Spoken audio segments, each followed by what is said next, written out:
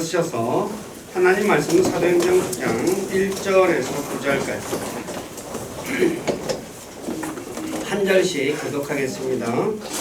사울이 주의 제자들을 치려고 여전히 위협과 살기를 내뿜으며 대제사장에게 가서 다마스쿠스의 회당들을 가져갈 편지를 그에게 요청하니 이것은 그가 이 일에 속한 사람을 만나면 남자와 여자를 막론하고 그들을 결박하여 예루살렘으로 잡아오려 함이더라. 사울이 길을 가다가 다마스쿠스에 가까이 이르렀을 때에 갑자기 하늘로부터 빛이 나와 그를 둘러 비추더라. 그가 땅에 쓰러져 들음에 한 음성이 있어 그에게 이르시되 사울아 사울아 어찌하여 내가 너를 핍박하느냐 하시거늘. 그가 이르되 주여 누구시니까 하니 주께서 이르시되 나는 네가 핍박하는 예수라. 가시체를 걷어차기가 내게 고생이라 하시거늘. 그가 떨며 놀라 이르되 주여 내가 무엇을 하기 원하시나이까 하매 주께서 그에게 이르시되 일어나 도시로 들어가라. 그러면 내가 반드시 해야 할 일을 듣게 되리라 하시니라. 그와 함께 길을 가던 사람들은 음성만 듣고 아무도 보지 못한 채 말을 못하고 서 있더라. 사울이 땅에서 일어나 눈을 떴으나 아무도 보지 못하므로 그들이 손으로 그를 인도하여 다마스쿠스로 데려가니라. 그가 사흘 동안 보지 못하고 먹지도 마시지도 아니하더라. 아멘. 잠깐 기도하고 말씀 전하겠습니다. 아버지 하나님 감사합니다. 10월달 마지막 주간을 시작하면서 첫째 날 우리를 구원하시고 우리의 삶 속에 우리와 함께 하시고 우리를 선한 길로 이끌어 주시는 그 주님 앞에 나와서 찬양하며 예배할 수 있도록 도와주신 주님께 감사합니다. 오늘 읽은 사도행전 9장 1절에서 9절의 말씀을 통해서 주님의 선한 음성을 우리가 들었습니다. 이 말씀이 우리에게 무엇을 가르쳐 주시고자 하는지 우리가 그것을 배우기를 원합니다. 모든 생각들 다 내려놓고 하나님 말씀에 귀를 기울이게 하시고 말씀을 통해서 자신을 살피고 잘못된 것이 있으면 고치고 우리가 바른 길로 진짜 하나님이 원하시는 그 길을 가는 우리 교회 모두가 되기를 원합니다. 우리를 진리 가운데로 이끌어 주시고 영광을 받으시옵소서. 오늘도 부족하고 연약한 저를 이곳에 세워서 하나님의 말씀을 전하게 하신 아버지께 감사를 드립니다. 인간의 생각이나 뜻을 전하지 않게 하시고 오직 살아계신 하나님의 말씀만을 신실하게 전해서 말씀을 듣는 우리 지체들을 말씀 위에 굳건하게 세워주는 저가 되기를 원합니다. 저의 생각과 입술을 붙잡아 주시고 주님의 선한 도구로 사용하셔서 주님만 홀로 영광을 받으시옵소서. 남은 시간을 주님께 의탁하며 우리 주 예수 그리스도 이름 안에서 기도드립니다. 아멘. 우리가 읽은 사도행전 9장은 바울이 예수님의 제자들인 그리스도인들을 잡아 감옥에 가두려고 대제사장에게 가서 다마스쿠스의 회당에 가져갈 편지를 요청하죠. 그래서 그 편지를 가지고 다마스쿠스로 가던 중 예수 그리스도를 만나 회심하여 기독교 역사에서 가장 위대한 복음 전도자가 된 사건이 기록된 장입니다. 이 바울의 회심은 사도행전 22장과 26장에도 자신이 사람들 앞에서 간증하는 내용을 통해서 알 수 있습니다. 하나님께서는 바울을 이방인들의 사도와 교사로 부르셨다고 말씀하고 있죠. 이 사도 바울은 세상 기준으로 볼 때 예수님의 12 제자가 있는데 가룟 유다 빼고 11 제자라고 할 수 있죠. 근데 그들과는 비교가 안 되는 세상 기준으로 대단한 사람이었습니다. 바울은 이스라엘의 베냐민 지파 사람으로 정통 유대인입니다.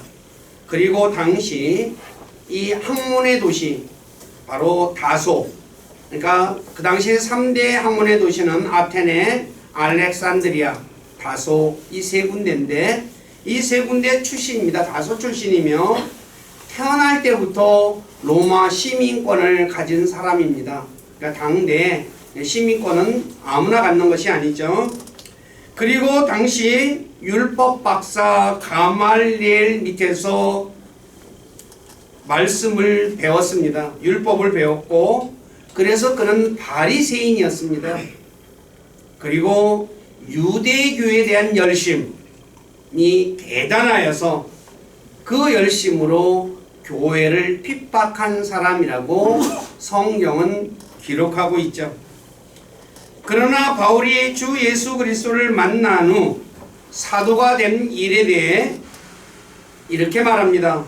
자신이 선한 양심을 가지고 살아왔지만 자신이 저지른 죄들, 다시 말해 스데반의 죽음에 찬성하고 제자들을 핍박한 일 때문에 사도라고 불리기에 합당하지 않다라고 말을 하고, 그리고 고린도전서 15장 9하고 10절에 보면 자신은 그래서 사도들 중에 가장 작은 자, 즉 나는 사도라고 얘기하지만 그러나 그 중에서도 내가 가장 작은 자다라고 얘기하고, 자신이 다른 사도들보다 더 많이 수고했지만 그것은 내가 한 것이 아니라 하나님의 은혜로 했다라고 고백하죠.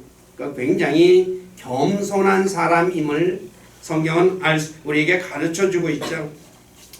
그런데 디모데전서 1장 13절에 보면 바울이 교회를 핍박한 일에 대해서 자신이 주님을 알지 못해서 그렇게 했다 그래요.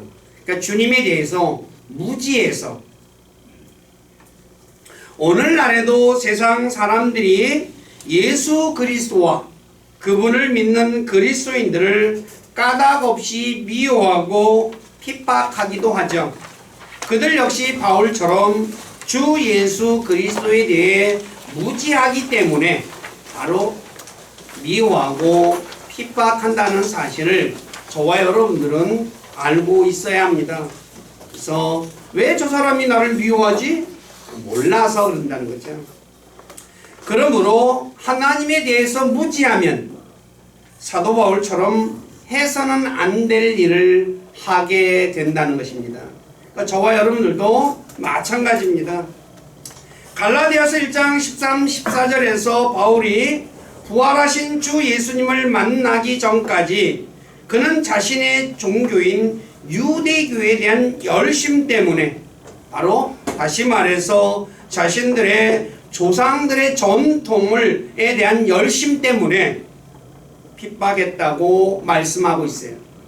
그러니까 내가 믿는 종교, 그리고 그들이 가르치는 그 전통, 그것을 지키기 위해서 바로 예수님과 제자들을 핍박했다는 거죠.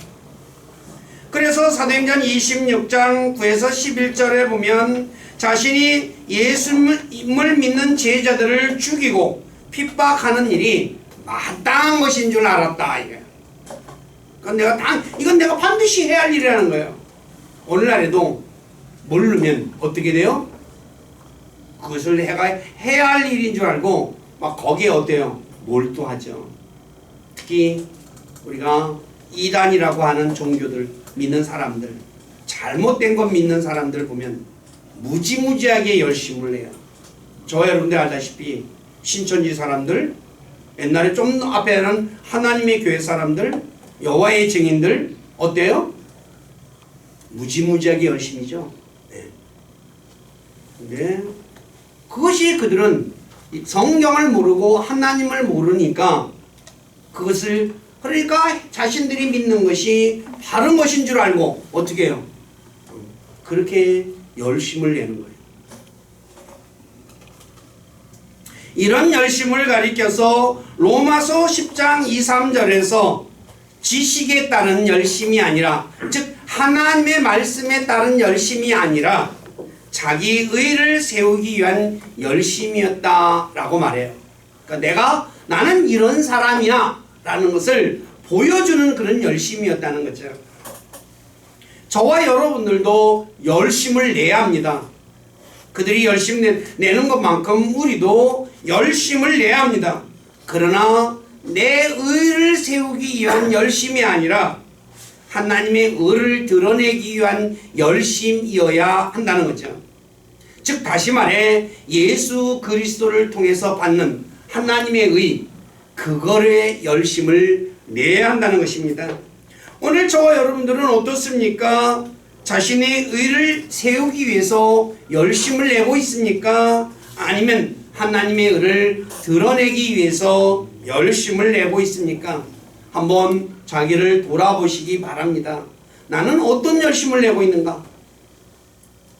바울이 자신의 의를 세우기 위해 열심을 낸 이유는 자신의 조상들의 전통이 올바른 것이라고 믿었기 때문이에요.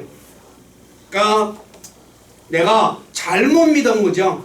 근데 그 열심으로 바로 그리스도인들을 핍박했다는 것이요. 근데 성경은 알다시피 바울이 열심을 내어 믿었던 장로들의 전통에 대해서 마가복음 7장 2에서 13절에 예수님께서 아주 잘 정의를 해주고 계시죠. 그들이 사람들의 명령들을, 즉 장로들의 전통은 사람의 명령들이었습니다.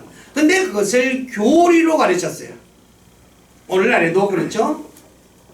그러면서 하나님을 헛되이 경배했다는 거죠. 그리고 하나님의 자신들의 전통을 지키려고 하나님의 명령을 철저히 버렸어요. 안식일 문제만 해도 그렇지 않습니까? 그리고 마지막 13절에 보면 너희의 전통 곧 너희가 전해준 전통으로 하나님의 말씀을 무효가 되게 만들었다라고 말해요. 우리 얼마나 잘못된 것이에요.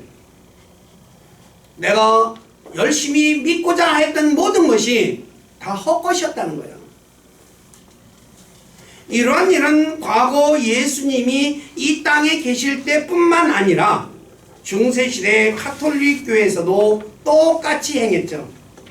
그리고 오늘날 현재 오늘날에도 개신교를 열심히 믿는 사람들 중에 자신들의 전통이 올바른 것이라고 믿고 자신들의 전통이 잘못되었다라고 말하면 어떤 일이 벌어질까요? 이단이다라고 몰아버리죠. 그 대표적인 것이 무엇이에요? 오늘날 일반 개신교에서 가르치는 사도신경, 주기도문, 부활절, 성탄절 이런 것 다 잘못된 것이거든요. 근데 이것이 잘못됐다 얘기하면 어떤 일이 벌어져요? 이단으로 몰아서 정죄를 해요. 오늘 저와 여러분들은 어떻습니까? 교회 전통이라고 해서 무조건 믿고 있습니까? 아니면 하나님의 말씀인 성경과 비교해서 구별하고 있습니까? 하나님의 말씀인 성경하고 비교하고 있냐니까요. 저와 여러분들은 교회의 전통이라 할지라도 하나님의 말씀과 일치하지 않으면 전통을 믿는 일에 열심을 내서는 안 됩니다. 그리고 또 누군가가 하나님의 말씀과 다른 것을 말하면 하나님 말씀하고 다른 것을 얘기해요. 그러면 그들의 말에 귀를 기울여서는 절대로 안 된다는 거죠. 귀를 기울이게 되면 자연히 나중에 그쪽으로 발걸음을 옮기게 되어져 있어요. 왜 그럴까요? 자꾸 들으면 잘못된 믿음이 형성되기 때문이죠. 그래서 옳다고 생각하게 되는 거예요. 우리가 이단에 빠진 사람들 다 그렇게 해서 그쪽으로 넘어가는 거예요.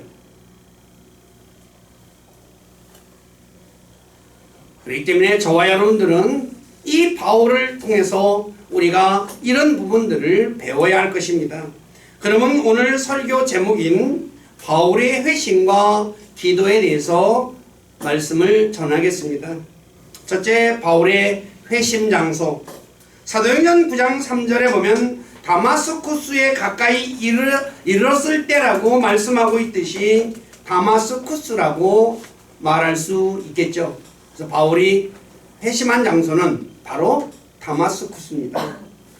이 다마스쿠스는 시리아의 오늘날 시리아 남서부에 위치하며 지중해에서 내륙으로 약 80km이며 레바논의 베이루트로부터 동쪽으로는 약 110km 정도에 위치하고 있습니다. 그러니까 레바논의 베이루트는 바로 지중해 80km 지점보다 위쪽에 있어요. 그래서 약간 이렇게 경사가 돼 있어서 거리가 먼 거예요. 지중해 쪽이지만. 그러니까 베이루트도 지중해 쪽에 있거든요. 그리고 이 다마스쿠스는 근동 고대 도시들 가운데 가장 오래된 도시 가운데 하나입니다. 그래서 구약 성경에도 이 다마스쿠스에 대해서 나오고 있죠. 다마스쿠스에는 아바나와 바르발 강이 흐르는 곳으로 강이 두 개가 흐릅니다. 그래서 물이 풍부했기 때문에 올리브와 포도를 비롯한 과일과 곡식이 풍성했어요. 그래서 당시에 아브라함 당시에도 번성한 도시였다라고 성경은 말하고 있어요. 그래서 이 다마스쿠스는 그러니까 모든 곡물들이 풍성하니까 많은 사람들이 살고 있었죠. 그리고 그곳에는 유대인들의 회당들 한 개만 있는 것이 아니라 여러 개의 회당이 있었다는 거죠. 그러니까 서울처럼 예를 들어서 여러 곳에 있듯이, 그래서 이 회당이 있는 이런 곳이 바로 다마스쿠스입니다. 그런데 이때 이 다마스쿠스에는 바로 교회의 핍박, 그러니까 핍박을 통해서 유대인들의 핍박 때문에 사람들이 많이 흩어졌는데 다마스쿠스까지 그리스도인들이 흩어졌다는 거죠. 그래서 이를 잡으려고 가다가 주님을 만난 거예요. 바울이 회심한 때는 정오쯤입니다. 바울이 예수님을 믿는 제자들을 잡아 감옥에 넣기 위해 다마스쿠스로 갈 때 이때에 대해 사도행전 9장에는 기록되어 있지 않습니다. 그러나 사도행전 22장 6절에 보면 정오쯤 되어 하늘로부터 큰 빛이 자신을 둘러 비쳤다 라고 말씀하고 있어요. 낮 12시쯤 된 것 같습니다. 다시 말해 해가 중천에 떠 있을 때 하늘로부터 큰 빛이 바울을 둘러 비췄습니다. 그런데 사도행전 26장 13절에 보면 하늘로부터 해보다 더 밝은 빛이 바울과 그와 함께한 자들을 둘러 비쳤다라고 말해요. 그러니까 사도행전 9장에서는 그냥 빛이 비쳤다 그러고 22장에서는 큰 빛이라고 그러고 26장에서는 그 큰 빛이 해보다 더 밝은 빛이다 라고 말하고 있죠. 해보다 더 밝은 빛은 어떤 빛일까요? 하나님의 영광의 빛입니다. 이 빛에 대해 요한계시록 21장 23절에 보면 예수님 자신의 빛이라고 말씀하고 있습니다. 그래서 성경은 하나님은 빛이시다 라고 말하는 거죠. 바로 예수님 자신이 친히 나타나서 해보다 더 밝은 빛으로 나타나서 바울과 그 사람들을 둘러 비쳤죠. 예수님께서 빛이신 것은 마태복음 17장에서 예수님께서 세 명의 제자 베드로와 요한과 야고보를 데리고 변화산에 가셨을 때 변화된 모습을 통해서도 알 수 있습니다. 그분의 얼굴이 해같이 빛나고 그분의 옷이 빛같이 희게 되었더라 라고 말해요. 그냥 예수님이 그냥 해같이 빛나는 빛으로, 옷은 바로 그러니까 옷이 빛이 났다는 거죠. 얼마나 빛이 강렬했는지. 자, 이 예수님의 옷이 빛같이 희게 된 것을 마가복음 9장 3절에서 이 땅 위에 어떤 세탁공도 희게 할 수 없을 만큼, 빨래를 아무리 잘하는 사람이 할지라도 예수님의 이 흰옷보다 더 희게 할 수 없었다 라고 말을 해요. 그러니까 눈부실 정도의 뭐예요? 흰 옷이었다는 거죠. 그러므로 바울이 회심한 때는 정오쯤이며 하늘로부터 해보다 더 밝은 빛이 자신과 주변 사람들을 비쳤을 때 바로 바울이 주님을 만나는 거죠. 세 번째, 바울이 어떻게 회심하게 되었는가? 부활하신 주 예수 그리스도를 만남으로 회심하게 되었습니다. 바울과 주 예수님과의 대화는 사도행전 9장 3에서 6절에 기록되어 있습니다. 제가 다시 한 번 더 읽어드리겠습니다. 사울이 길을 가다가 다마스쿠스에 가까이 이르렀을 때에 갑자기 하늘로부터 빛이 나와 그를 둘러 비추더라. 그가 땅에 쓰러져 들음에 한 음성이 있어 그에게 이르시되 사울아 사울아 어찌하여 네가 나를 핍박하느냐 하시거늘 그가 이르되 주여 누구시니까 하니 주께서 이르시되 나는 네가 핍박하는 예수라 가시체를 걷어차기가 내게 고생이라 하시거늘 그가 떨며 놀라 이르되 주여 내가 무엇을 하기 원하시나이까 하매 주께서 그에게 이르시되 일어나 도시로 들어가라 그러면 네가 반드시 해야 할 일들을 듣게 되리라 라고 얘기를 해요. 자, 사도행전 9장 36절에서 다마스쿠스로 가던 중 부활하신 예수님을 만난 바울은 고린도전서 15장 8절에서 맨 마지막에 정한 때를 벗어나서 태어난 자와 같은 자신에게도 보이셨다라고 해요. 그러니까 부활하신 주님을 마지막으로 본 사람이 누구냐? 바로 바울이라고 성경은 말하고 있어요. 그러니까 바울은 부활하신 주님께서 제자들에게도 나타나고 500여 형제에게도 나타났죠. 그리고 바울에게도 맨 마지막으로 바울에게 나타났다라고 말해요. 그러니까 그 이후에 그러면 부활하신 주님이 누구에게 나타난 것이 있어요, 없어요? 없다고 할 수 있겠죠. 그러니까 부활은 주님은 바울이 맨 마지막에 본 사람이라고 말할 수 있어요. 그러니까 바울이 고린도전서 15장에 보면 그렇게 기록하고 있거든요. 자, 그러면 9장 3에서 6절의 말씀을 좀 더 자세히 살펴보겠습니다. 첫째, 하늘로부터 강렬한 빛이 바울과 그의 일행을 비추자 바울이 땅에 쓰러졌다고 말하고 있습니다. 사람이 너무 강렬한 빛을 받으면 앞이 보이지 않아 펄썩 주저앉게 되죠. 바로 사도 바울은 해보다도 더 밝은 빛이 자신을 비추자 땅에 쓰러졌다는 거예요. 바울이 땅에 쓰러진 이유는 뭐예요? 해보다, 저와 여러분들이 해를 쳐다보면 어때요? 눈이 어떻게 돼요? 일시로 잠깐 깜깜해지죠. 그런데 해는 비교가 안 되는 강렬한 빛이 바울을 비췄으니 바울이 눈을 뜰 수 있겠어요, 없겠어요? 없죠. 그러니까 그 자리에서 어떻게 해요? 털썩 주저앉아 버린 거죠. 바울이 땅에 쓰러진 것은 요한계시록 1장 17절에서 사도 요한이 부활하신 주님을 보자 그분의 발 앞에 쓰러진 것과 같은 것입니다. 그러니까 바울이 왜 쓰러졌는지를 우리는 알 수 있다는 거죠. 두 번째, 바울이 땅에 쓰러져 있을 때 한 음성이 바울에게 사울아 사울아 어찌하여 네가 나를 핍박하느냐라고 묻죠. 바로 바울이 그러자 바울이 뭐라고 얘기합니까? 주여 누구십니까? 라고 물어요. 왜 나를 핍박하느냐 그러니까 뭐야? 그러니까 바울은 그분이 누군가를 알고 싶었던 거죠. 그러니까 뭐라고 얘기합니까? 나는 네가 핍박하는 예수라 라고 말해요. 바로 그러면서 가시체를 걷어차기가 네게 고생이라 라고 말하고 있죠. 바울이 예수님을 핍박한 일은 성경에 기록되어 있지 않습니다. 바울이 핍박한 사람들은 예수님을 믿는 제자들입니다. 근데 예수님께서는 사울이 자신을 픽박했다고 말하고 있어요.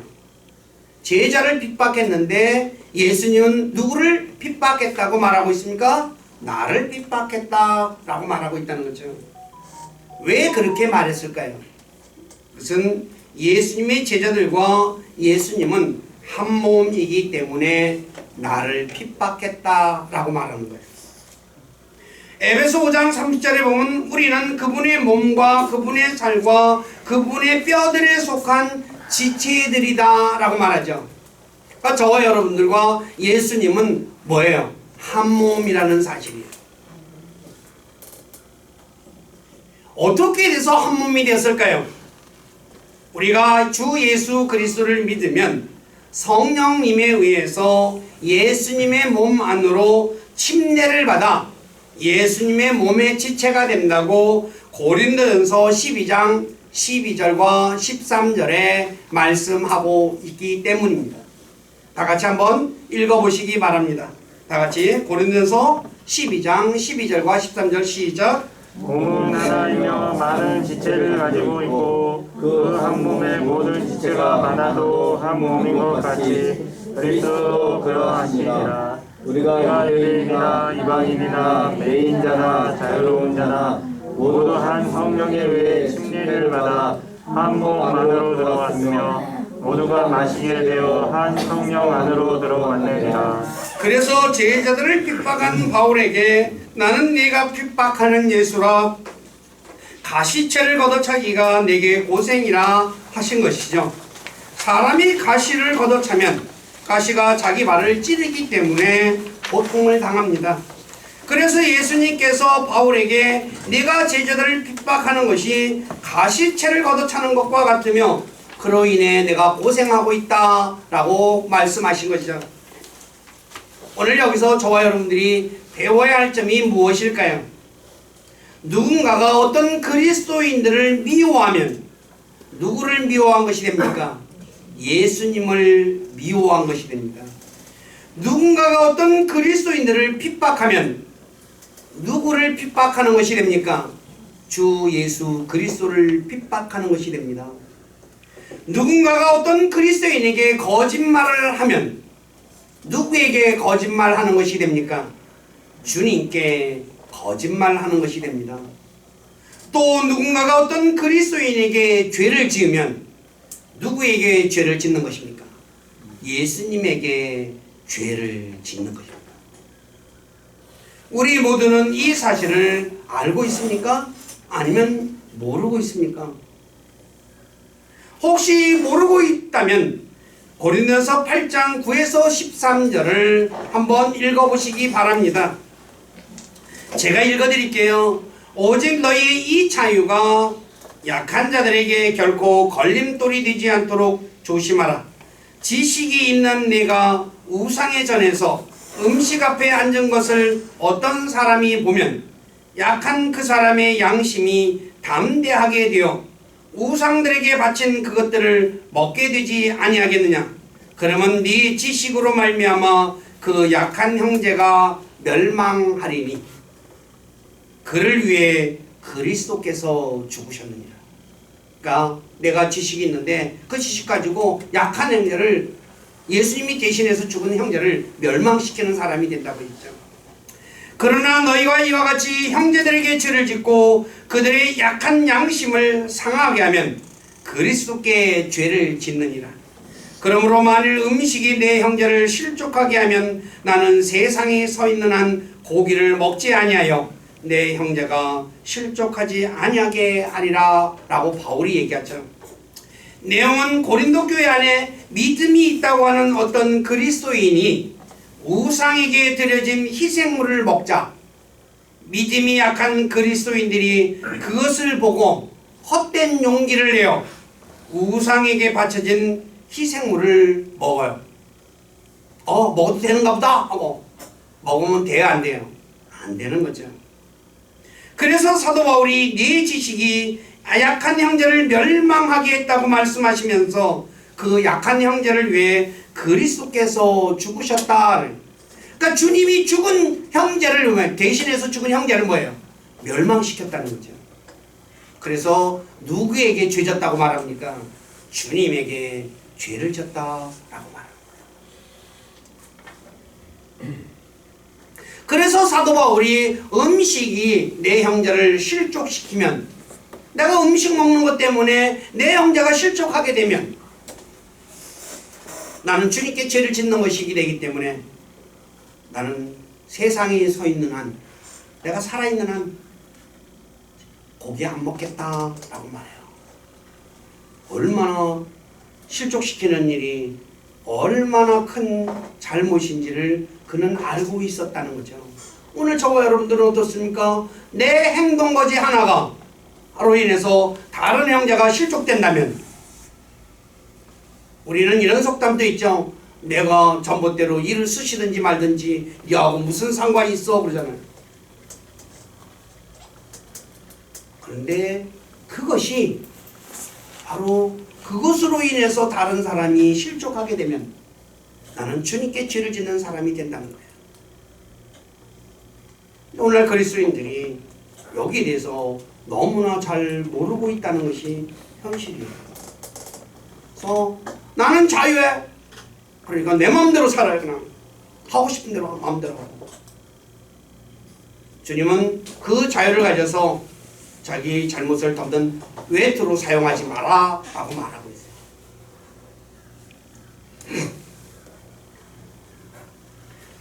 오늘 저와 여러분들은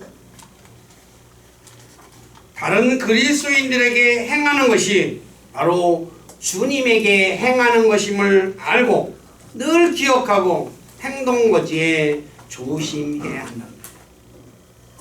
내가 이거 해서 저 형제가 어떻게 잘못되지 않을까? 이렇게 얘기하면 아이고 목사님 어떻게 세상을 그렇게 생각하며 살아요? 그럼 너무너무 피곤해요 그런다고. 아무리 피곤한다 할지라도 그렇게 해야 하는 것이에요. 왜요? 주님에게 나를 대신해서 죽으신 그 주님, 내가 믿는 주님을 죄를 짓는 것인데 당연한 것이 아니에요.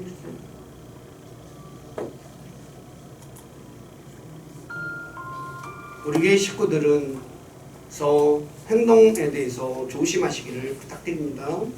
세 번째, 사울이 해보다 더 밝은 빛으로 비추는 예수님을 만나자 예수님께 주여라고 부른다.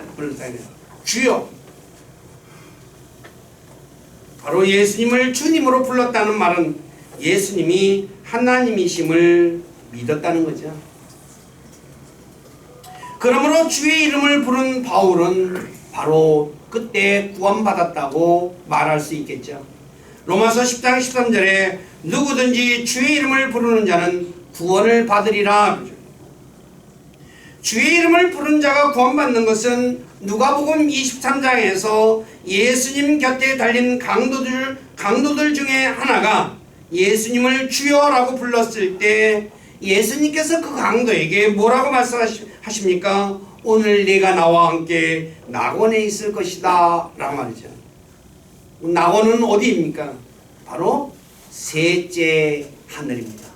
셋째 하늘은 어디입니까? 하나님이 계신 곳이라고 고린도후서 12장 2, 4절에 말씀하고 있죠.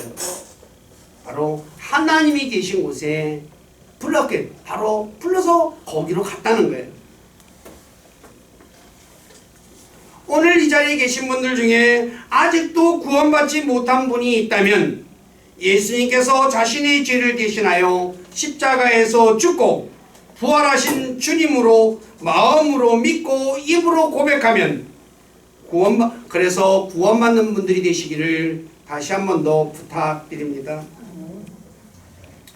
네 번째, 예수님께서 바울에게 내가 핍박하는 예수라 하자 바울이 떨며 놀랍니다. 여기서 놀라다는 떠는 것은 부들부들 떠는 것이고 놀라는 것은 뭐예요? 소스라치는 거예요. 한번 생각해 보십시오. 바울은 예수님이 잘못된 분이라고 생각했죠. 그래서 그분을 믿는 제자들에 대해 적개심을 갖고 그분의 제자들을 잡아 감옥에 가두기 위해 다마스쿠스로 가고 있었는데 부활하신 예수님께서 나타나셔서 나는 네가 핍박하는 예수라 했으니 얼마나 두렵고 소스라치게 놀랐겠어요. 아마 저 같으면 온몸이 굳어 입도 열리지 않았을 것이에요.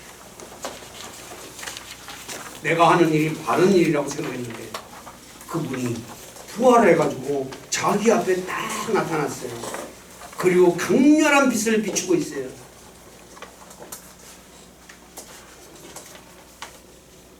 얼마나 놀랐겠어요. 그런데 참 바울이 대단하다는 것은 주님을 만난 바울이 뭐라고 얘기하고 있습니까?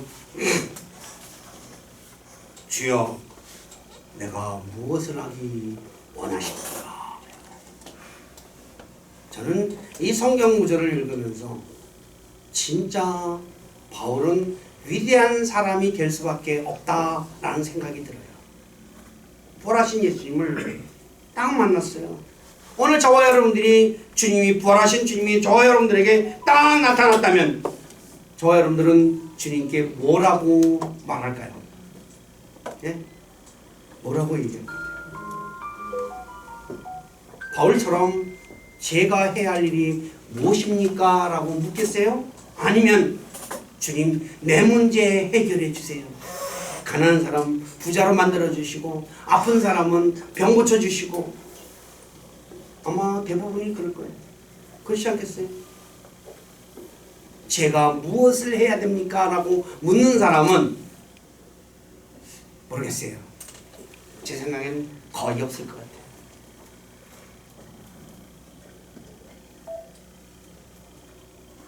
예를 들어서 마태복음 20장 21에서 22절에 보면 세베대의 어머니는 주님께 자신의 두 아들을 하나는 주의 오른편에 하나는 왼편에 앉게 해달라고 해요. 예수님이 다윗의 왕자에 앉으실 때 내 아들, 우리 아들 잘 되게 해주세요. 한마디로, 그렇죠? 그리고 마태복음 20장 32에서 34절에 눈먼 사람은 주님, 제 눈을 뜨게 해주세요 라고 간청하죠. 왜? 눈먼 사람에게 보는 것은 무슨 소망이에요? 딴 거 없잖아요. 앞을 보는 것이 최대의 소망 아니겠어요? 근데 이 바울은 주님께 자신이 무엇을 하기 원하십니까? 라고 물어요. 그러자 주님께서 일어나 도시로 들어가라. 그러면 네가 반드시 해야 할 일들을 듣게 될 것이다 라고 말해요. 주님은 당연히 그런 말이 나올 줄 알고 딱 말씀하시죠. 자, 어떤 점이 바울로 하여금 이렇게 질문하게 했을까요? 정확히 저는 이 부분에 관해서는 정확히 모릅니다. 제 추측입니다. 근데 바울은 구약 성경에 능통한 사람이에요. 어째서 능통해요? 율법학자 가말리엘 밑에서 배운 사람이거든요. 바리새인이에요. 그러니까 성경은 뭐예요? 근데 제가 알기로는 바리새인 정도 되면 구약 성경을 전체를 통째로 외운다고 알고 있어요. 옛날에 성경을 통째로 외운다. 우리는 성경 한 절 외우는 것도 어때요? 어렵죠, 그죠? 네. 통째로. 근데 옛날에 쓴 주석서들을 보면요, 거의 그런 사람들은 성경을 다 외운 사람들 같아요. 컴퓨터에서 나오듯이 착착착 나온 것 같아요. 그렇지 않고는 그런 주석을 쓸 수가 없거든요.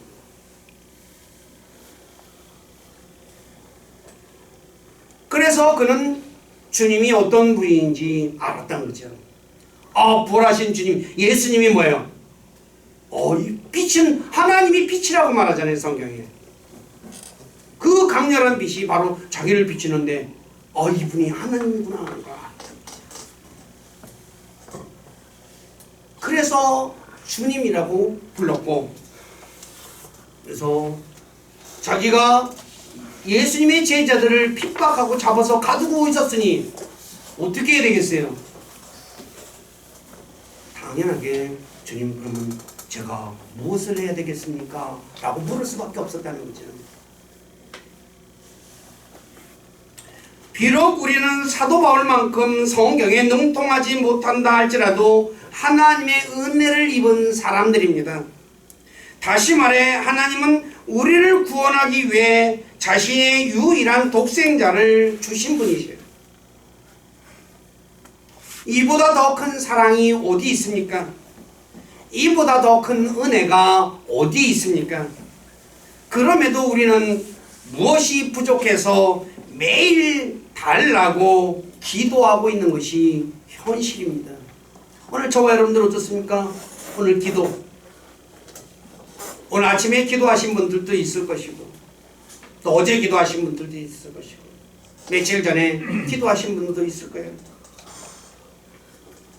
그 기도 중에 내가 주님 제가 무엇을 해야 됩니까? 라고 주님께 물은 분이 있습니까? 물론 눈먼 사람의 입장에서 보는 것이 소망이기 때문에 자신의 눈을 뜨게 해달라는 요청을 드릴 수 있어요. 또 요한복음 14장 13절에서 예수님께서 제자들에게 너희가 내 이름으로 무엇을 구하면 아버지께서 아들 안에서 영광을 받으시기 위해 내가 그것을 행하겠다고 말씀하셨기 때문에 주님의 영광을 위해서 기도할 수도 있죠. 뭔가를 달라고 기도하지 말라는 것이 아닙니다.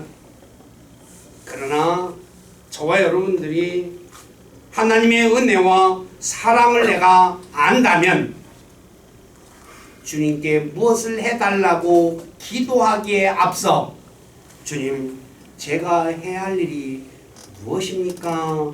라고 물어야 한다는 거죠. 이것이 성숙한 그리스도인의 모습이라는 거예요. 애들은 어때요? 아빠 엄마한테 맨날 뭐예요? 해달래요. 이거 해달라 저거 해달라 맨날 그러죠.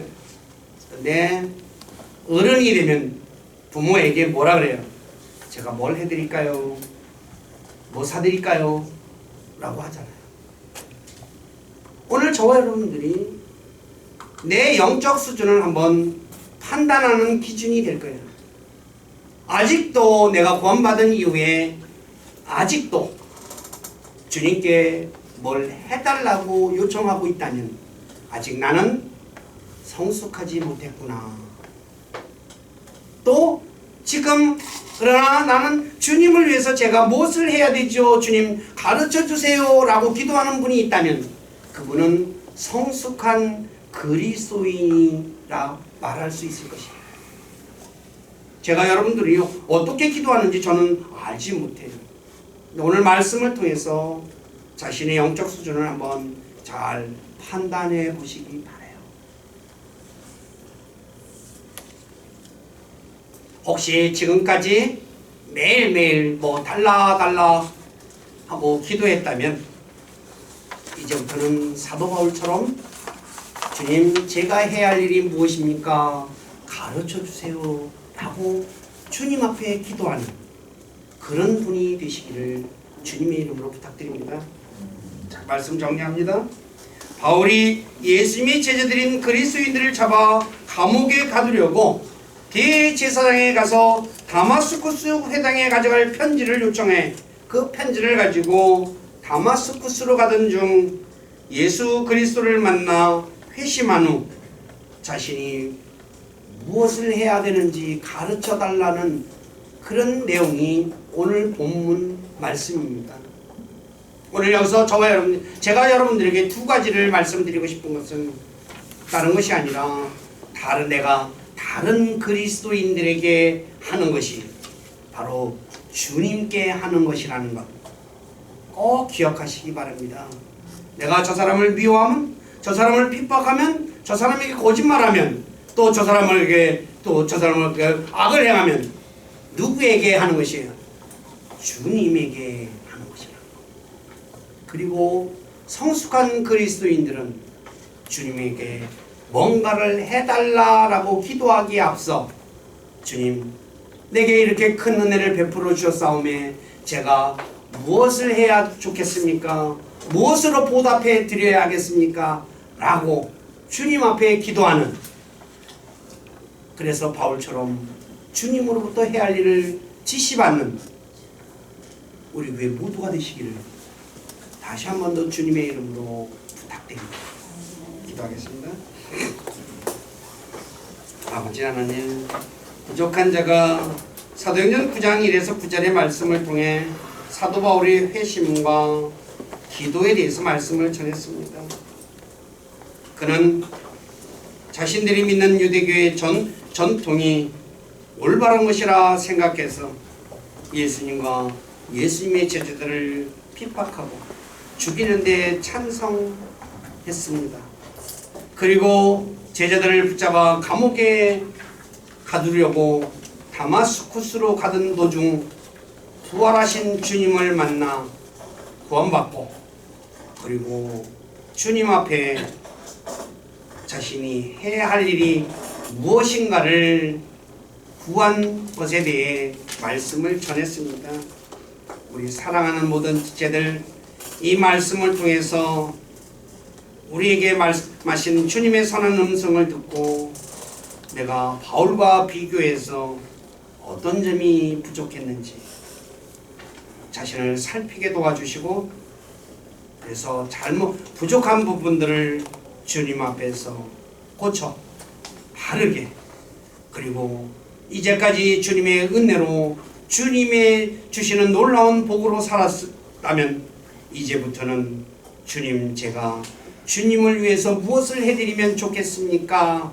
라고 기도하는 우리 교회 모두가 되어서 주님을 영화롭게 해드리는, 우리를 권하신 주님을 기쁘시게 해드리는 우리 교회 모두가 될 수 있도록 만들어주시고, 그런 삶 살아갈 수 있도록 도와주시고 영광을 받으시옵소서.